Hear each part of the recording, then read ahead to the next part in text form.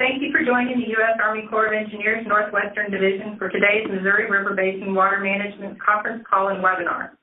These updates have been held monthly from January, usually through June, since 2012. Those invited to attend include congressional representatives, tribal and state and local and government officials, to include emergency managers, local levee sponsors, and the media. Nearly 900 invitations are sent for this call each month. Today we provide an update on the Corps' actions in the basin with regard to Missouri River operations, flood recovery operations, and support to local communities, states, and the tribes. I'm Eileen Williamson, and I will be moderating today's call. Slides from today's call are available on our website at www.nwace.army.mil/rcc/ and they will be linked in a press release that will go out later today. These calls are recorded and placed on the Defense Video and Imagery Distribution System at www.ddidshub.net/unit/USACE-NWD. Your participation acknowledges your consent to be recorded. For the convenience of our media representatives, the final slide in this presentation includes each speaker's name, title, and contact information. All lines have been placed on mute. When we get to the question and answer session period, to unmute your line to ask a question, press *6. Please be aware that the forced mute function does not work on all phones, so if I ask, please use your phone's own mute function to avoid interrupting the call. Do not place the call on hold. Calls for questions will not be part of the recording if none are asked.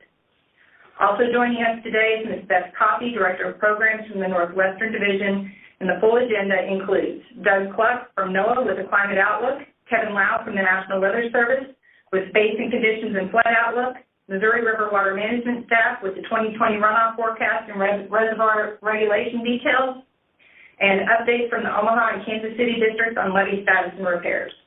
With that, I'll turn it over to Doug Cluck. Okay, thank you, Eileen. And I hope everybody can hear me. We got you, and I am with your first slide. All right, thank you so much. I can see it. This is Doug Cluck from NOAA here in Kansas City. I'm going to give a brief summary of the conditions we've seen over the last few months, and then sort of dive into the outlook portion. So on this first slide, we're looking back 90 days with precipitation, percent of normal precipitation on the upper left. You can see a pretty broad area of above normal precipitation across most of South Dakota and eastern North Dakota. Some drier conditions as you head sort of down basin, if you will. But these were a series of storms, mostly snowstorms, blizzards, that kind of stuff, that led to that above normal precipitation over the last 90 days in that area. And if we looked at the temperatures over the entire Missouri Basin down lower right, you'll see that they're pretty close to normal. The yellow is pretty close to normal, and the light green is actually also pretty close. So we really didn't have an amazingly hot or cold fall, if you will, or late into winter. So next slide. Looking back 30 days, more or less, here we see a lot more, again, the left figure there shows percent of normal precipitation, and anywhere you see the blues and greens and purples, that's above normal precipitation over the last 30 days. So it got pretty wet toward the end of the period there, in December. Again, series of a few snowstorms and a rainstorm pretty much for Kansas, eastern Nebraska, that area. But north of that region was mostly snow at that point.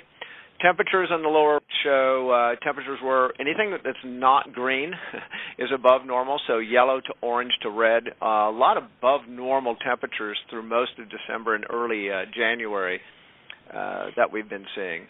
So I guess that's good and bad depending on what you're looking at. Next slide. Last 7 days have been very warm, especially in the upper basin, Montana, east to North Dakota. Some of those temperatures are 15 degrees above normal for that period, that 7-day period there. There was some ice breakup due to those warmer temperatures and some issues caused by that, but I'm going to show you that that certainly will not last in the outlook. So let's go to the next slide. And this is just looking back over the year of 2019, and this is through the end of November. We don't have the December numbers all figured out. Actually, they'll probably be out in public tomorrow. But as of the end of November, the picture on the graphic on the left is temperatures, statewide average temperatures. You can see South Dakota, most of the Missouri Basin was below normal in terms of temperatures for the year.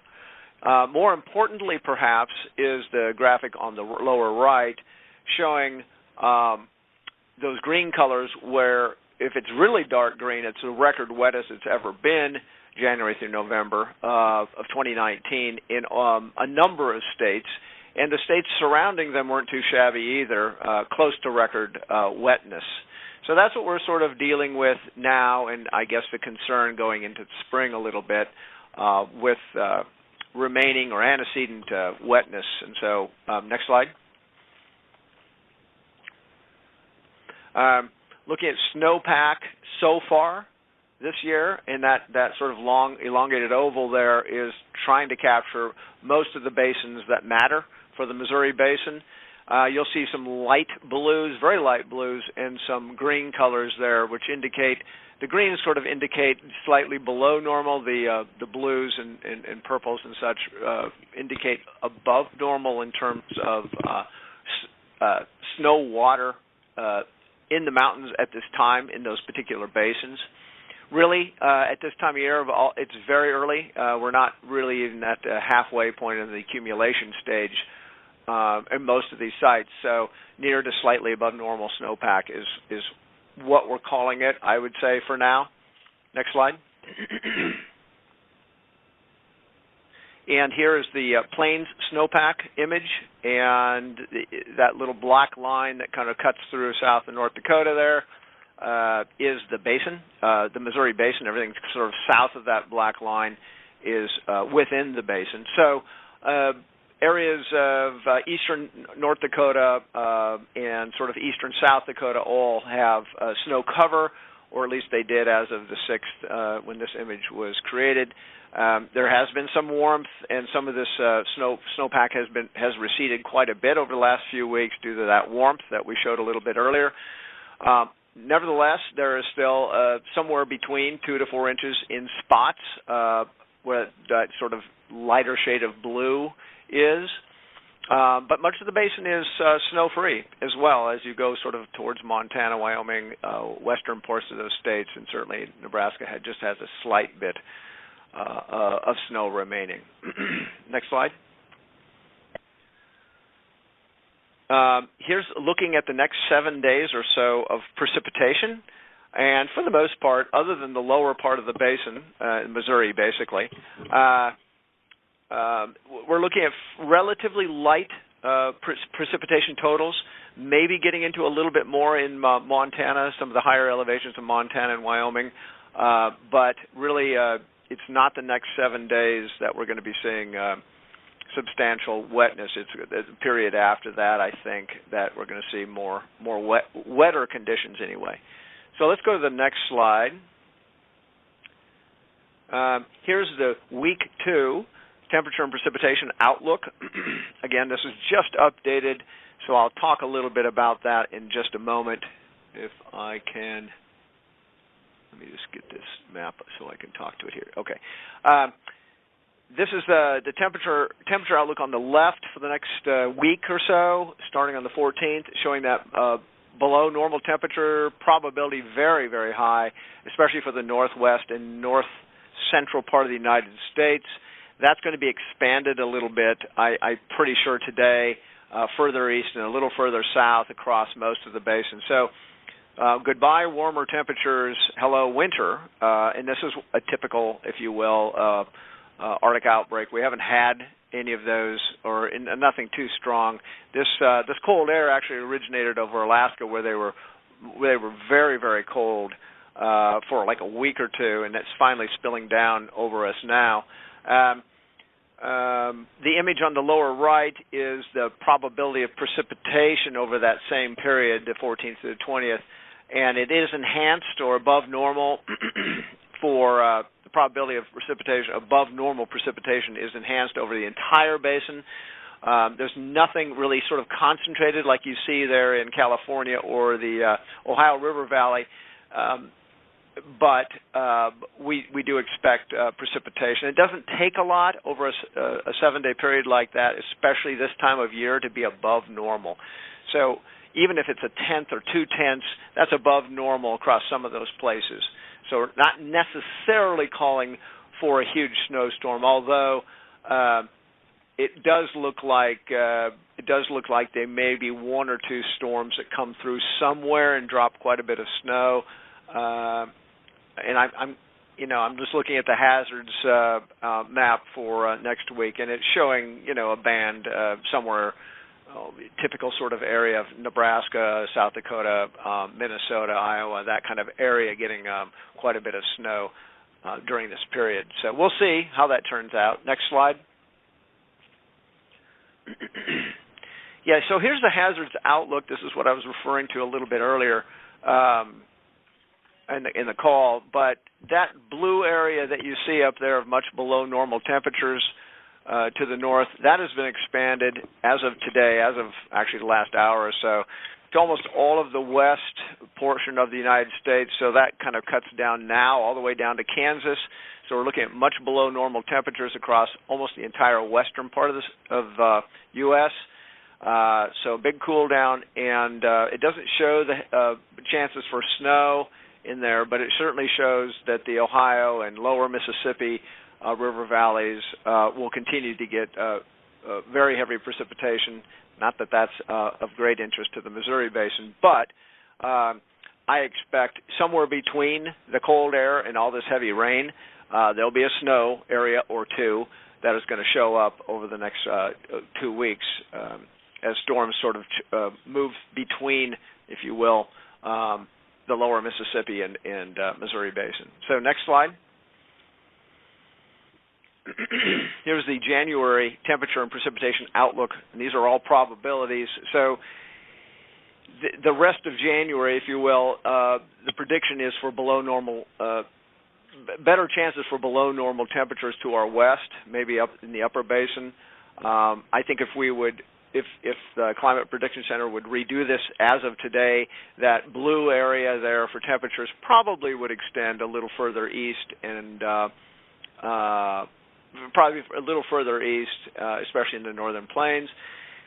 In terms of precipitation, they have a bullseye, if you will, over Montana for above normal precipitation for the rest of, for January. I wouldn't quibble with that at all. Again, they might today expand that above normal precipitation a little further west and south as well from there. Next slide.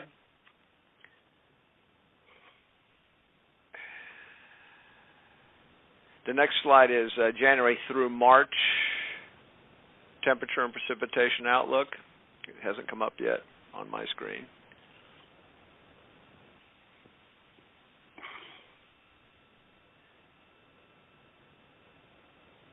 And I know I can speak to it just for a second if it doesn't come up right away, but the pattern is basically for colder than normal.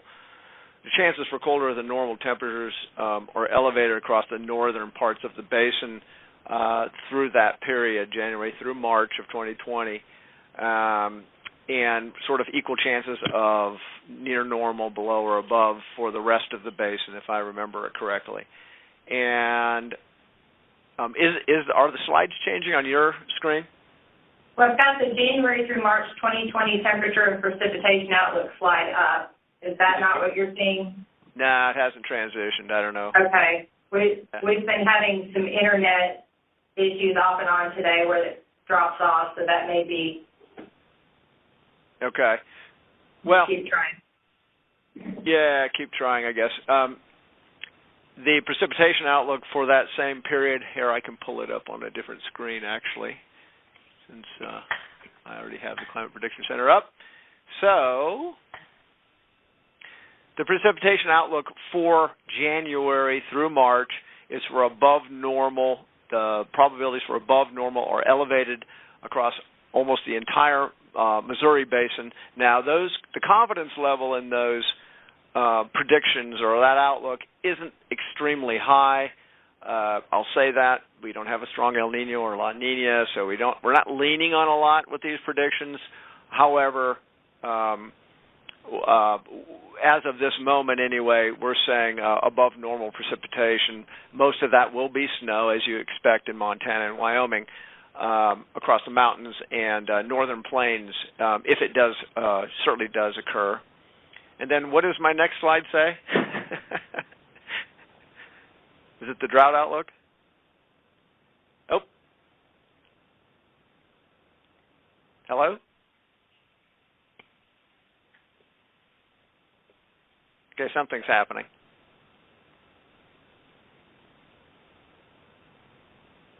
We can still hear you. Okay, you can still hear me? Okay. Can Eileen hear me? All right. So anyway, I guess I'll just try to finish up here while the... Is it really? Yeah, I think the drought outlook is that there isn't a lot of drought except for southern parts of Kansas, and that's not expected to change too much over the next 3 months. And then I have a summary slide, more or less restating a lot of what I just had said. There's not a major El Nino or La Nina going on, so we don't have any expectations based upon that. We think it's going to stay neutral in terms of that aspect. Cooler to the north, colder than normal to the north, and above normal chances for precipitation through the next 3 months. Is sums up pretty much all I had to say there anyway. So, and on that note, I will end and turn it over to my good friend Kevin Lau. Thank you, Doug. Can you hear me, Doug? I can hear you, Kevin. Okay, very good. I can't see anything that you're talking about, but I can definitely hear you. That's all right. I'm not too big on slides. I only had one summary slide, so I'll go ahead and get going. Again, my name is Kevin Lau. I'm a hydrologist with the National Weather Service for Forecast Center.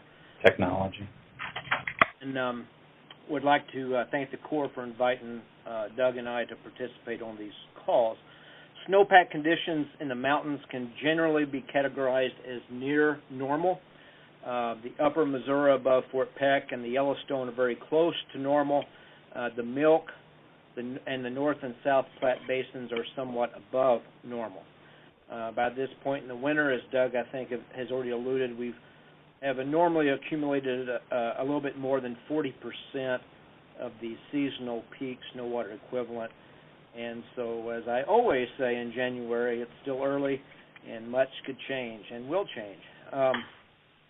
The water supply forecast developed by our office just last week suggests that mountain runoff volumes should be near to slightly above average for the 2020 season. Again, it's quite early to make that sort of prognosis with good accuracy, but right now we're thinking that the mountain snow melt will be near average. Plain snowpack exists across eastern Montana and in the Dakotas, and as Doug said, the most appreciable snow water equivalent, that is the liquid content within the plains snow, exists only in the eastern Dakotas, where values range typically from 1.5 to 3 inches. A couple of places have more than 3. Water year 2019, which ran from October 2018 through September 2019, was the second wettest water year in the 124 years of records, only outdone by 1993. In the first 3 months of water year 2020, which is October through December, above normal precipitation continued across much of Montana and the Dakotas.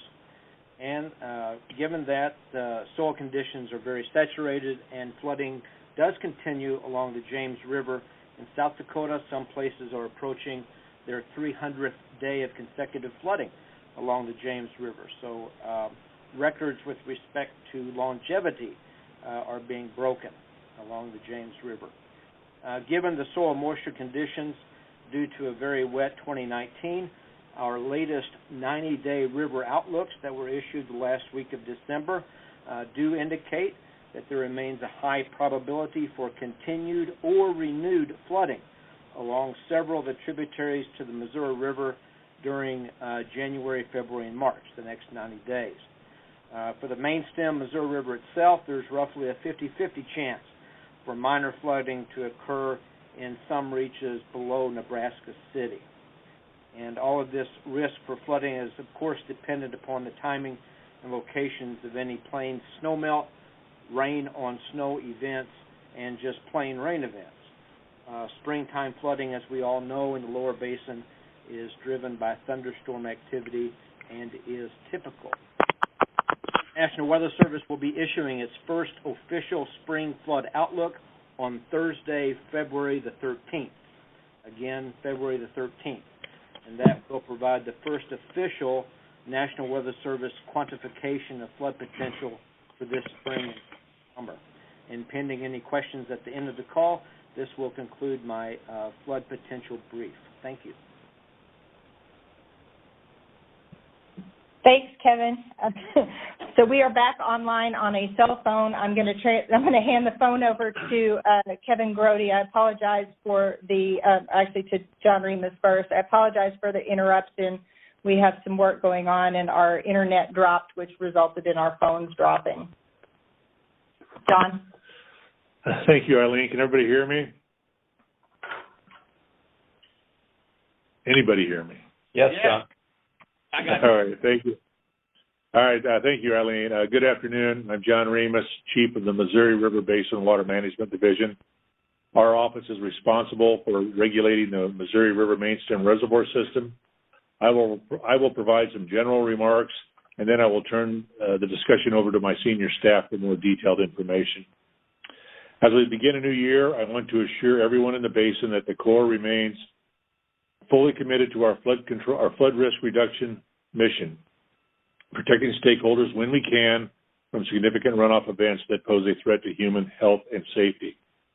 Floods can and will occur regardless of basin or system conditions, including ice-induced flooding during the winter freeze-in and spring breakup periods, and flooding due to thunderstorms, particularly along the lower Missouri River, which cannot be mitigated by the operation of the Mainstem Reservoir System. Further, it is important to understand that the volume, timing, and location at which runoff enters the system significantly impacts the timing and amount of releases. Each runoff season or flood event is unique. Care should be taken when comparing one event to another. In 2019, a near-record upper basin runoff made managing runoff in the Missouri River Basin very challenging. People throughout the basin have been and continue to be directly impacted, some severely impacted. The Corps is well aware of the damage that this year's flooding has caused, and we are doing all we can to reduce the impacts and assist in the recovery. Last week, ice conditions in North Dakota required a small temporary reduction in Garrison Dam releases. This is an example of how ice limits the ability to evacuate water in the winter. Elsewhere in the basin, as Doug Cluck mentioned, warmer temperatures and continued high base flows on many of the tributaries has significantly limited the amount of water that we have been able to evacuate from the system. We currently have over 700,000 acre-feet of water stored in the flood control pools. So this morning, we increased releases from Gavins Point Dam as part of our efforts to evacuate the 2019 runoff and restore the full 16.3 million acre-feet of flood control storage. Additional increases may be possible. Even with these increased system releases, all of the flood control storage may not get evacuated. We posted our first 2020 upper basin runoff forecast yesterday. The forecasted 2020 upper basin runoff is 36.3 million acre-feet, which if realized would be the ninth highest runoff in 122 years of record keeping. A large runoff does not necessarily mean flooding. As I mentioned earlier, the volume, timing, and location at which runoff occurs is important. However, there is an increased potential for high flows and higher than average releases, and people need to be aware of this. We will continue to monitor the basin conditions and will remain aggressive on our releases to the extent practical. That concludes my remarks. Thank you very much. I will now turn the discussion over to Kevin Grody. Okay. Thank you, John. We are still having difficulty with our webinar. If you go to our home site, if you just Google Core Missouri River, the presentation is on the main page called Basin Conditions, January 7, 2020. So you can follow along that way if this seems to be frustrating for everyone. So I'm going to be on slide 19 for those of you keeping track. I'm going to talk a little bit about 2019 runoff, and then we'll talk about 2020 forecasts. So the 2019 calendar year runoff summation for the Missouri River Basin above Sioux City, Iowa, was 60.9 million acre feet, making it the second highest runoff in the 121 years of record. This runoff was exceeded only in 2011 when we saw 61.0 million acre feet, so just 0.1 million acre feet less. The last month of 2019 was very wet, as were most months in 2019. December runoff was 3 times average. It was the highest December runoff volume on record. The lower 4 reaches of the Mainstem System, so that would be from Oahe Dam down to Sioux City, Iowa, set all-time record high December runoff records.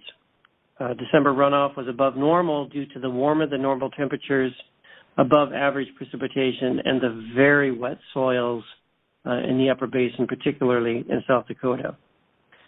So now I'm going to move to slide 20. The 2020 calendar year runoff forecast, as John indicated, for the upper Missouri River Basin above Sioux City, Iowa, is 36.3 million acre feet. And again, he mentioned, if realized, this would be the 9th highest runoff in 122 years of record.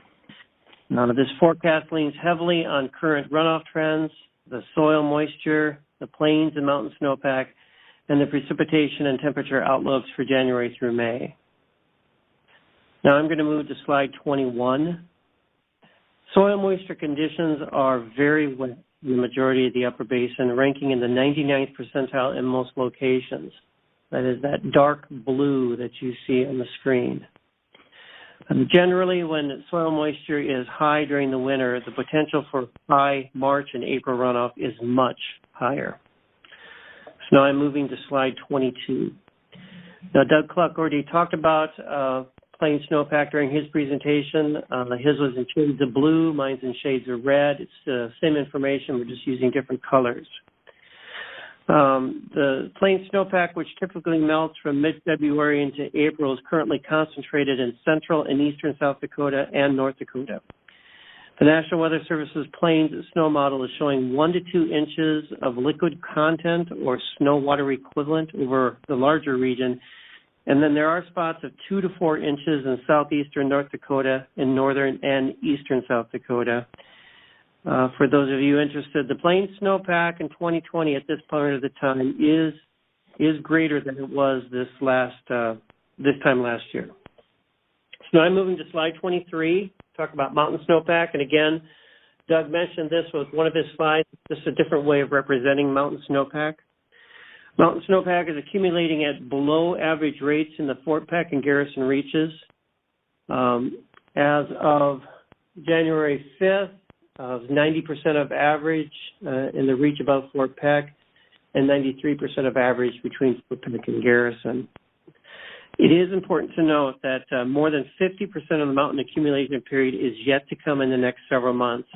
Mountain snowpack normally doesn't peak until mid-April. So looking forward towards the climate conditions, as Doug mentioned, ENSO is expected to remain neutral through the winter and spring. What does that mean? Well, what that means is there's no strong climate indicators at this time to provide us much certainty on the precipitation and temperature outlooks for this summer and fall. So given the very wet soil conditions, the current above average stream flow conditions, and the temperature and precipitation outlooks, we are expecting runoff to be about 2 times normal or 2 times average in January and February. We're also expecting March and April runoff to be very high, more than 2 times average, due to the very wet soil conditions. But this will depend greatly on the accumulation of plain snowpack that we expect to occur over the next couple months. During May, June, and July, Fort Peck and Garrison runoff is forecast to be slightly above average, and that's mostly from that average or slightly below average mountain snowpack. However, the lower 4 reaches, so from Oahe down to Sioux City, we're expecting well above average runoff in those spring and summer months, and that's primarily due to those continued wet soil conditions. So in summary, the 2020 calendar year runoff is 36.3 million acre-feet. And again, as I mentioned before, and as John mentioned, if this is realized, this would be the 9th highest annual runoff volume in 122 years of record keeping. That's it.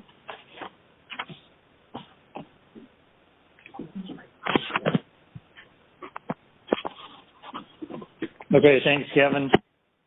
Gavins Point releases averaged a record 37,700 CFS in December. Based on the updated monthly forecast, releases were increased from 27,000 to 30,000 CFS today, as John mentioned earlier. Releases will remain near this rate in order to continue evacuating water from flood storage before the start of the 2020 runoff season. Garrison releases were set at 16,000 CFS in mid-December in anticipation of the river freezing in. Releases were gradually increased to 24,000 CFS after stages stabilized in the Bismarck area, with the exception of the reduction in flows last week that John mentioned. Releases are expected to remain near 24,000 CFS through February, downstream conditions permitting. Moving on to the monthly studies, the updated monthly simulations or monthly studies were posted to our website yesterday. The basic simulation uses the runoff forecast that Kevin just discussed. Due to the amount of variability in precipitation and other hydrologic factors that can occur over the next several months, we also develop an upper and lower runoff that are then used in the upper and lower basic simulations. These simulations provide a range of reservoir elevations and releases that may be expected under different runoff scenarios. The discussion to follow will focus on the basic or most likely runoff forecast. Information on the other runoff simulations is posted on our website. I am now on slide 25. System storage is currently 56.8 million acre-feet, or 0.7 million acre-feet above the base of the flood control zone. On March 1st, which is typically near the start of the runoff season, the basic simulation shows system storage at 56.5 million acre-feet. This means that the reservoir system would start the runoff season slightly above the base of the annual flood control zone, which is 56.1 million acre-feet, but about 98% of the total flood storage capacity will be available at that point. Moving on to slide 26, and looking at the upper 3 reservoirs, Fort Peck, Garrison, and Oahe are currently 2.8, 1.5, and 0.3 feet above the base of their respective flood control zones.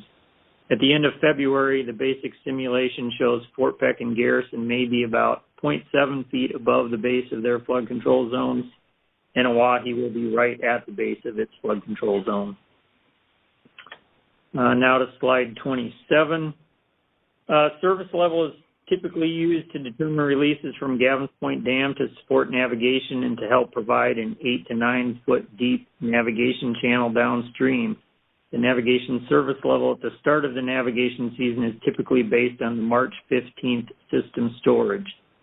Because of the higher than normal runoff forecast under the basic simulation, releases from Gavins Point will likely be at the expanded service level, in other words, above full service navigation, to evacuate flood water and to maintain some flood control storage space in the upper reservoirs.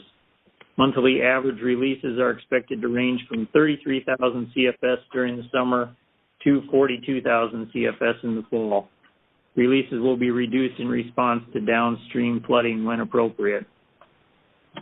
The service level for the remainder of the navigation season and the navigation season length are based on the July 1st system storage.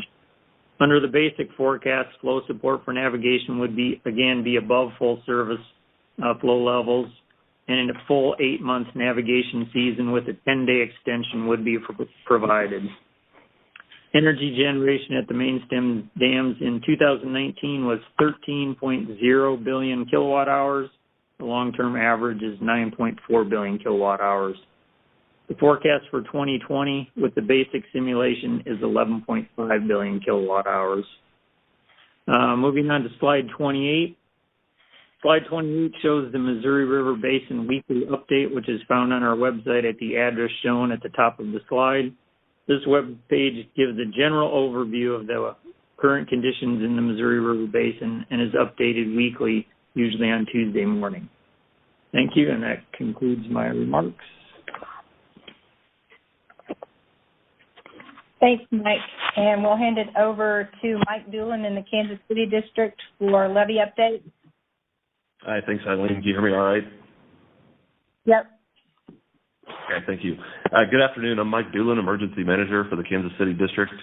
Our Emergency Operations Center returned to normal operations on December 16th after 279 days of continuous activation. Although we have returned to normal operations, you can always reach the EOC by calling our 24-hour emergency line at 816-426-6320.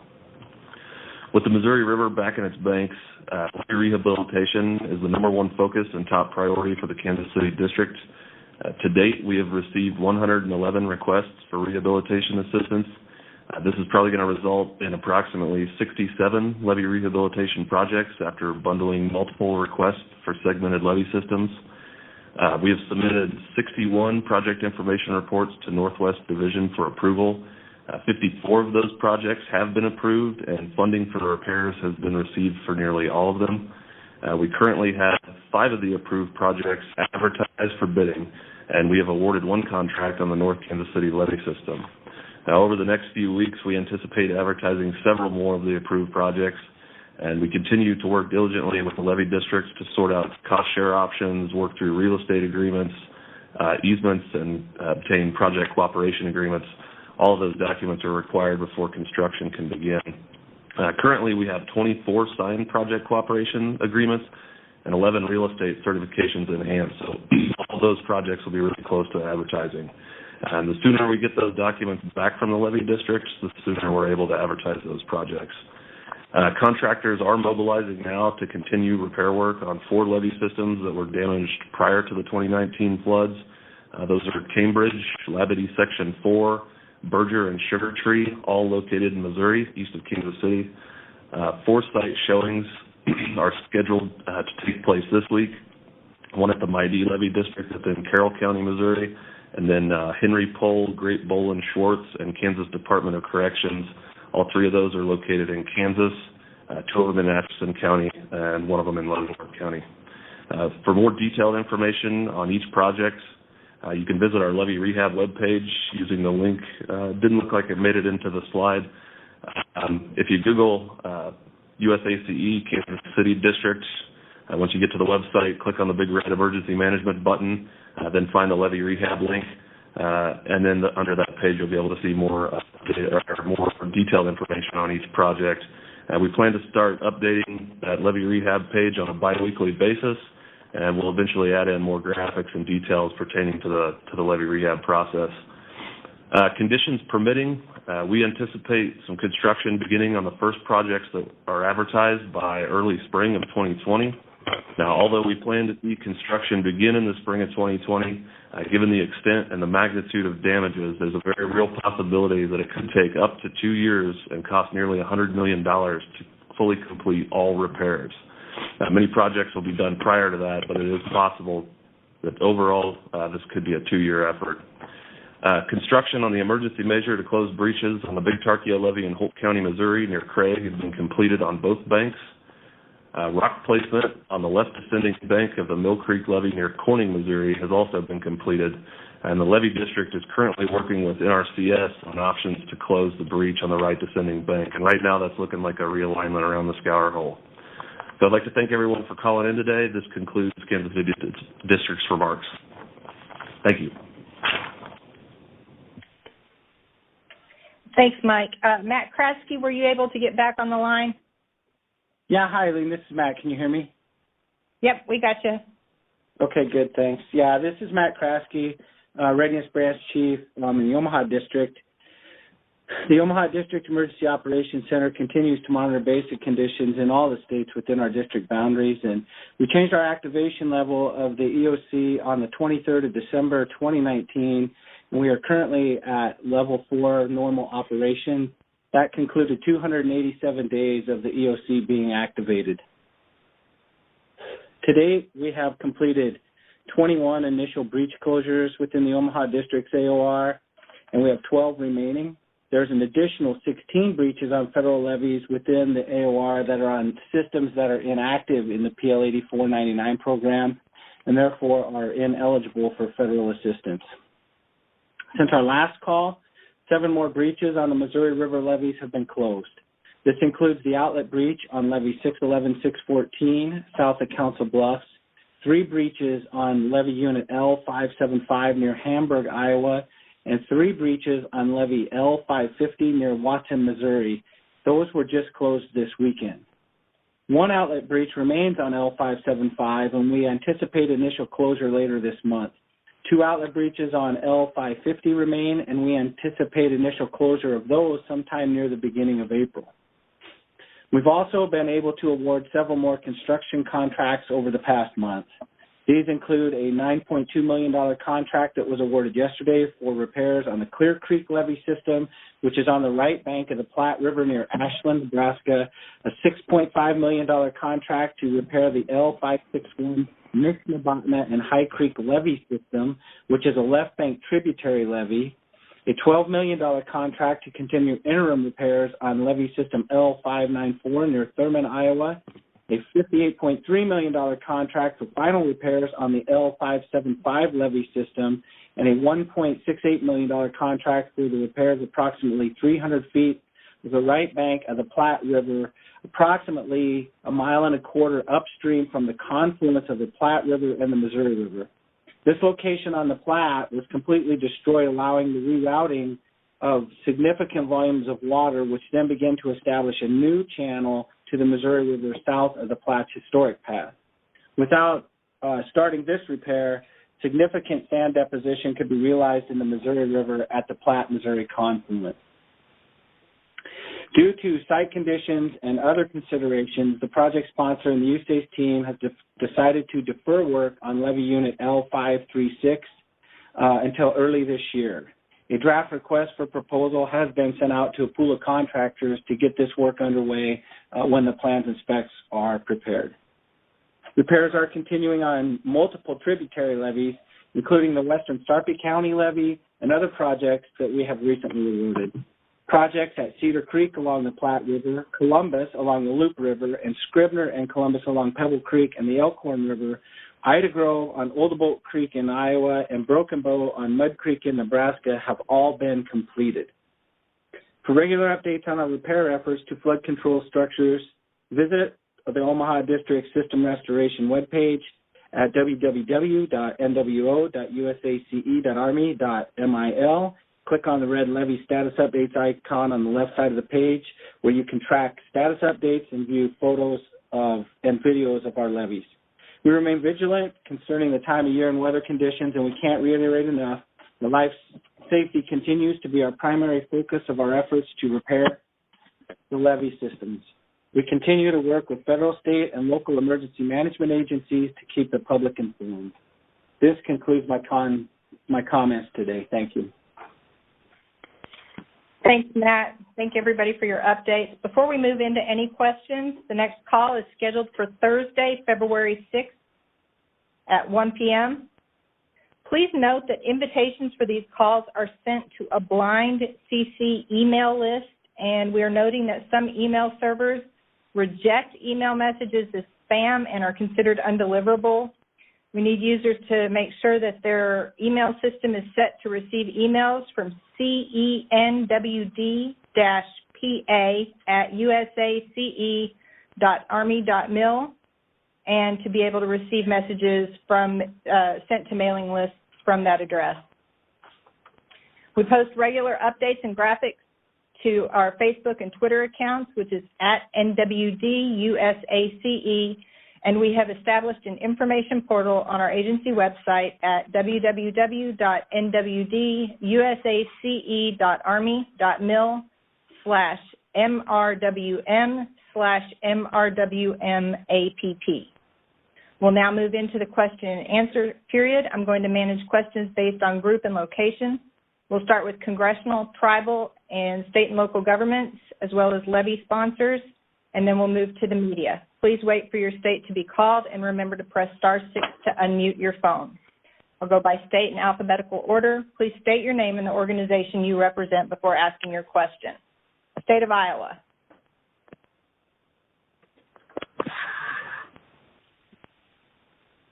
Okay. Kansas. Remember to press *6 to unmute your phone. Missouri.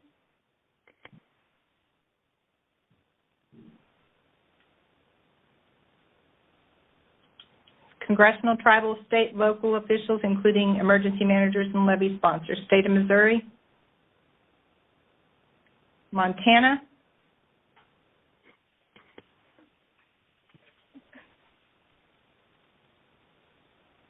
Nebraska.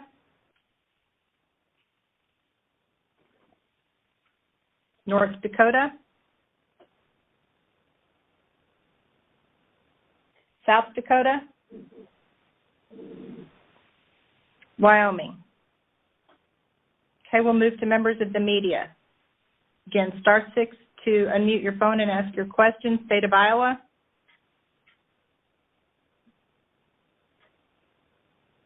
Kansas.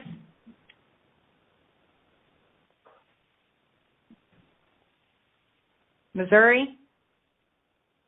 Hi, this is Dennis Sharkey with the Mound City News. I got a few questions for a couple different people, if that's okay. Yep, go for it. Okay. I'll start with, I'll go back to Kevin Lau.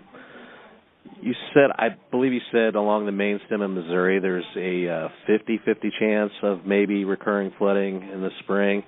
Do those chances go up in areas like Holt County, Missouri, where the levees are still open? Yes,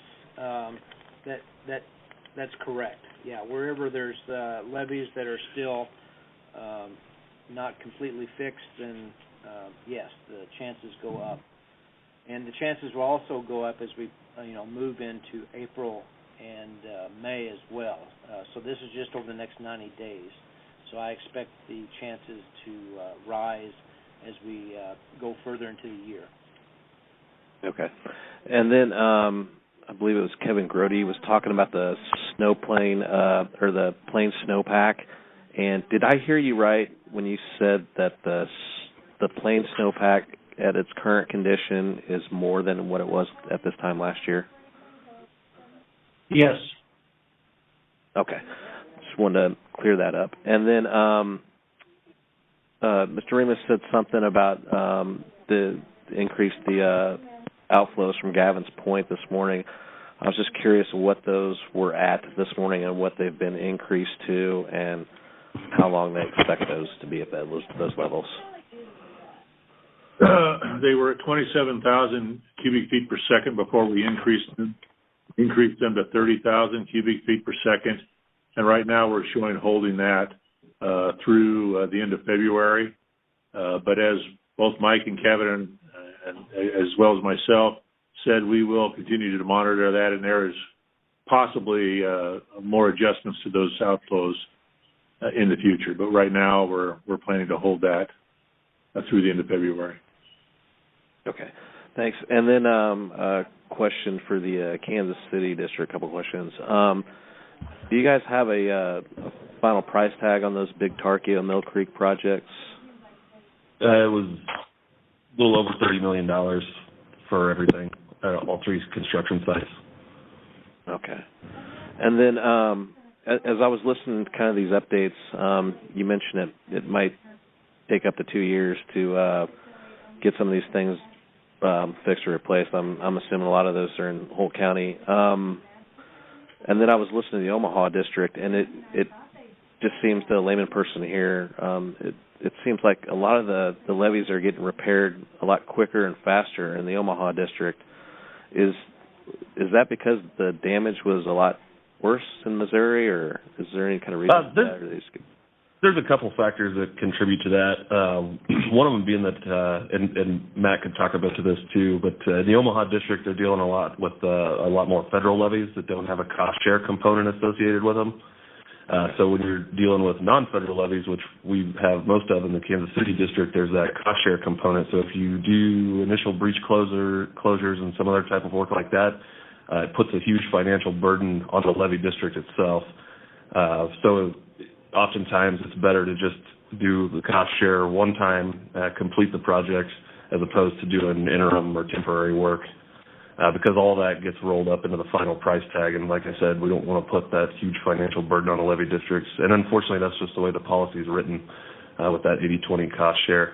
The other thing, too, is even though we've got contracts out on the street and we have more getting ready to be advertised, just field conditions really haven't allowed for us to get out and do much. Like right now, conditions are starting to look really good. So I think we've got ourselves in a good place as far as having contracts advertised, getting bids back on those, and then, being ready to move out here in February and March, start seeing some dirt getting moved. But those are kind of the two main factors, the cost share component and then just the environmental factors, how wet it's been. We couldn't really get out to do much construction even if we wanted to. And you mentioned the amount of days the district has been in the active mode. That was a record by quite a bit. Am I correct? Or? Yeah, no, it was. I think, if I remember right, 2011 was 100 plus. I want to say 160 days, but that might be a little high. But yeah, 279 days, certainly a record for the Kansas City District. In respect to Northwest Missouri, was the flooding in 2019, was it worse, about the same, or not as bad as 2011? Honestly, I think it was worse than 2011. It was more prolonged, and just the violent nature of it in March. I mean, when all that runoff hit the system and came down, it caused very extensive damage. And not that there weren't major damages in 2011 as well, but I think we're seeing more extensive damage from the 2019 flood, certainly. Cool. All right. Thank you all. I appreciate it. I don't have any more questions. Yeah, thanks. Okay. Thank you, Dennis. Any other questions from media in the state of Missouri? Star 6 to unmute your phone. Yes, Ryan Hennessy with St. Joseph News Press. Can you hear me okay? Go ahead, Ryan. Okay. Yes. I just wanted to clarify that, just because I kind of heard it quickly, 2020 runoff is projected to be 9th highest on record. Is that right? Yes. That's correct. Okay. Yeah, I heard that you're going to do more runoff in January, March, and April. Does that include February to more releases from Gavins Point to kind of lower the more of the water out of through the basin? I guess can you restate the question there, please? Sure. During the presentation, you guys said that there's going to be higher releases in January, March, and April. I was just curious if it was going to be the same in February too. Yes, our higher release is the 30,000 cubic feet per second. Right now, we're projecting that to go through February, and then we would increase releases in March. Okay, got it. And then a final question. Are there any plans in place to either deepen or widen the Missouri River that you guys are aware of? Not that we're aware of. Okay. Thank you, sir. Thanks, Ryan. Any other questions? State of Missouri, media?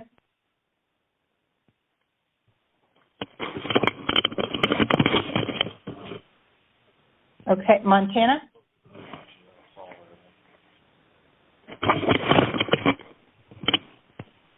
Somebody's got their phone off mute. It sounds like maybe going in a pocket or something. May need to mute your phone. Please check that. State of Nebraska. Star 6 to unmute your phone.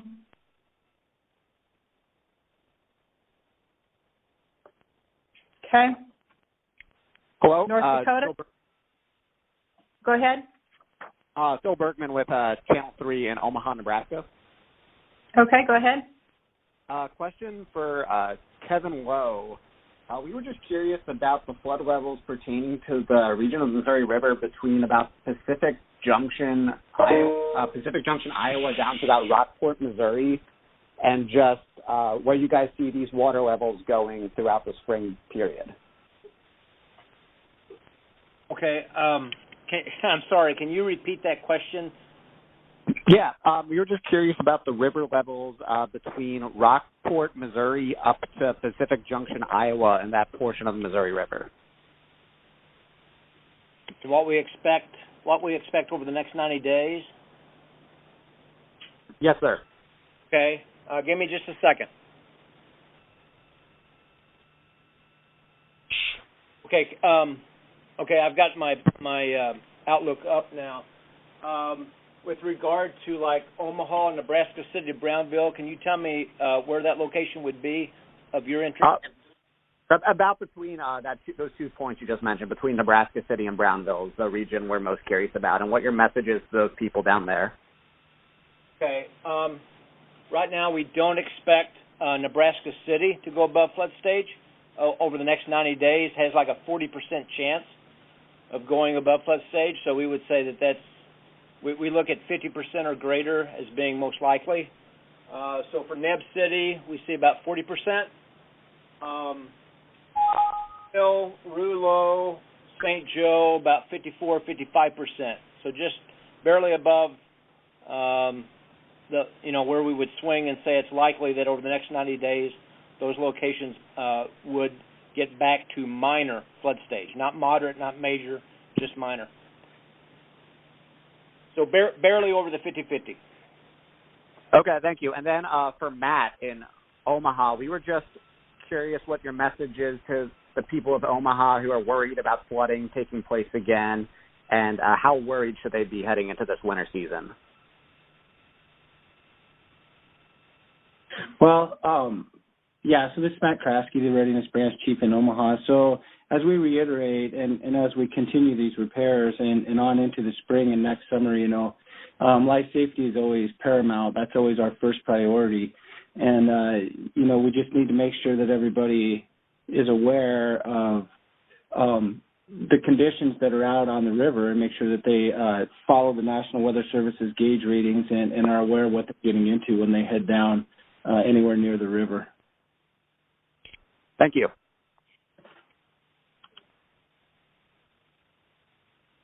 Any other questions? Channel 3.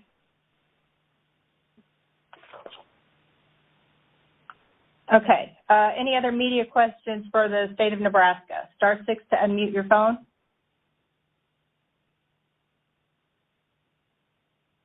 North Dakota.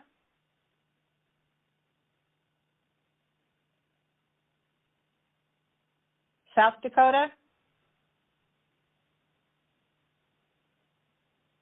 Wyoming. This is Jody Heemster at Peer at Dakota Radio Group.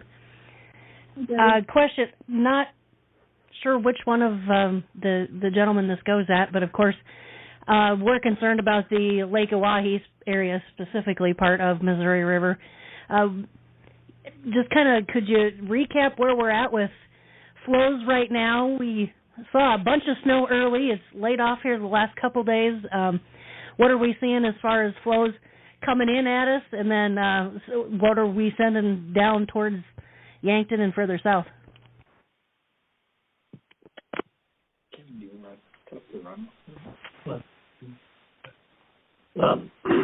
Hey, Jody, this is Kevin Grody. So I can talk a little bit about the water coming into Oahe, and then I'll turn it over to Mike Swenson, and he can talk about the water coming out of Oahe. So we are expecting a lot of inflow coming into Oahe over the next 4 months. But with that, we don't expect the elevation of the reservoir to be increasing because we're going to be releasing more than's coming in. Does that make sense? So far. Okay. So we expect the elevation to continue slowly dropping during January and February. Mike, you want to talk a little bit about releases there? Yeah, so releases from Oahe are right around 30,000 average for the month of January. So that's about the same amount of releases we have coming out of Gavins Point. Some of that water will go into refilling Fort Randall Reservoir, which typically gets drawn down in the fall and then is refilled over the winter to give us a little bit more winter hydropower. So again, average Oahe release of about 30,000 during the January and about 28,000 in February. We will, during the winter here, and particularly closely monitor the river conditions below Oahe and make any release adjustments downward if necessary if we get some ice development below the projects. And so we'll just have to be opportunistic in moving water through the reservoir system during those periods of warmer weather, and then cut back during the ice conditions. Does that help? I know Governor Nome and Senator Rounds, for sure, in South Dakota, have asked that flows stay marginally higher this winter than maybe what would quote-unquote normal be for the Corps. Have you been able to do that? Is that still in discussions? I mean, is there an easy way to compare year to year at all? Hey, this is John Remus. Yes, we got the letter from Senator Rounds and Governor Nome. Their request, we were evaluating that, but that has really kind of been overtaken by events. As Kevin mentioned, the record runoff in December has really limited our ability to evacuate water. So increasing releases for the purpose of creating extra flood control storage is just probably not going to be in the cards unless things turn around drastically in the next 30 days. So while we have that letter and we are going to be responding to that here in the next week or so, General Helminger will be sending them a response. Their request has kind of become a moot point right now due to the runoff in the basin. Makes sense. Thank you. All right. Thanks, Jody. Any other media, state of South Dakota? Yeah, hi, this is Jonathan Ellis with the Argus Leader. I may have missed this. This is a question for John. You're at 30,000 CFS at Gavins Point now. What typically in a normal year at this point in the winter would we expect to be at? Between 12,000 and 17,000 cubic feet per second. Okay, thank you. Okay. Again, South Dakota, any other questions? Media, *6 to unmute your phone. I guess to jump back on there, what would normal be for Oahe at this time of year? And where are we at? I don't have the average right here in front of me, but again, that would be quite a bit above average. I think our scheduled release today out of Oahe is like 30 or 31,000, which would be quite a bit higher than average for this time.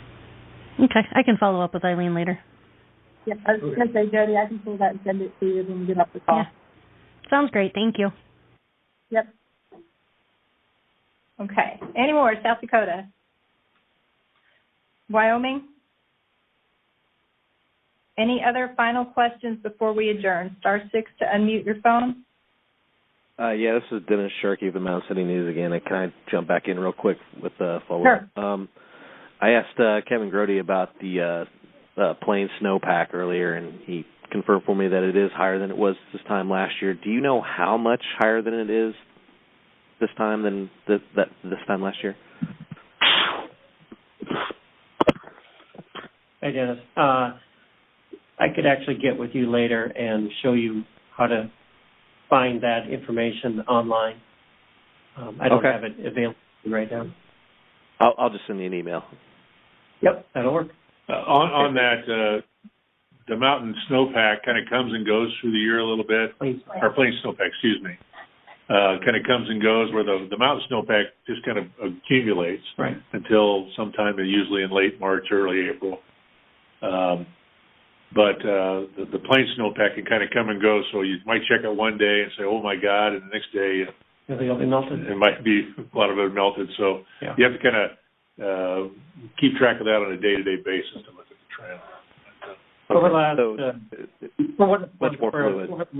10 years or so, the plain snowpack has normally peaked in mid to late February.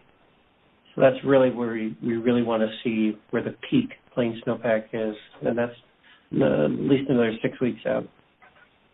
Okay, so it's still too early to worry about something like that? You know, there's still a couple months left for us to get significant plain snowpack. There's also a couple months left for us not to get significant plain snowpack. We I don't want to use the word worry, but we monitor it daily. Yes. Sometimes multiple times during the day. So no pun intended, but it's very fluid. Okay, thank you. That's all I had. All right, thank you. Any other last call for questions? Okay, so the next call will be scheduled for Thursday, February 6th at 1 p.m. This concludes our call, and thank you, everybody, for sticking with us.